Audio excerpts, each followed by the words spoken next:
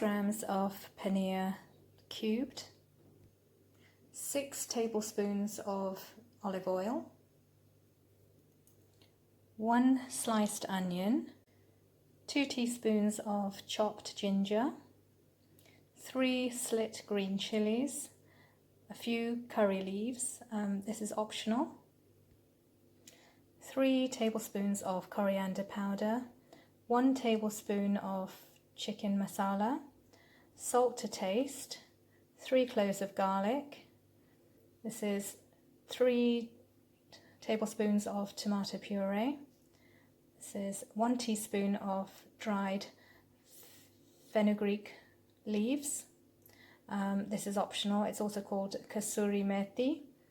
This is 1 teaspoon of chili powder, 1 teaspoon of turmeric powder, 1 heaped teaspoon of black pepper, and a 1/4 teaspoon of garam masala, 1 teaspoon of fresh lemon juice. Heat 1 tablespoon of sunflower oil and add the onions, ginger, chilies and curry leaves. Stir fry until the onions turn golden. Once the onions are golden, switch off the heat and add all these ingredients.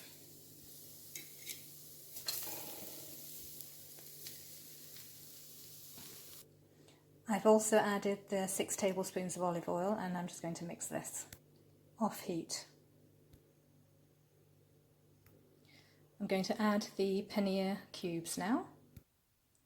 I will mix this to ensure that all the pieces are coated with the masala paste, and then I'll switch the heat on to a medium-low setting.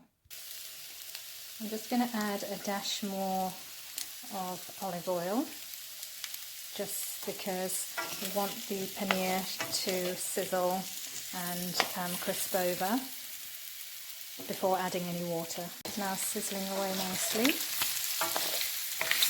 We just want the paneer cubes to crisp over slightly before, as I said, adding the water.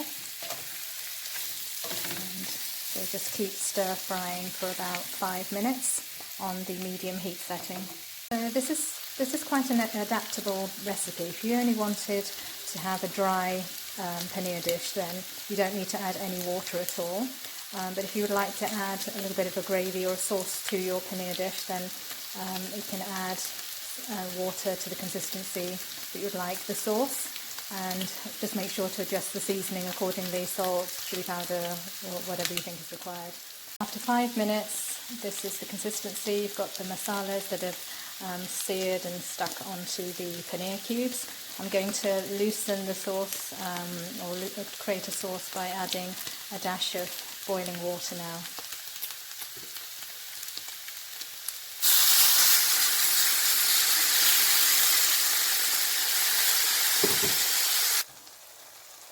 After adding the boiling water, I'm cooking it for a further 5 minutes, and then that will be the end of the recipe.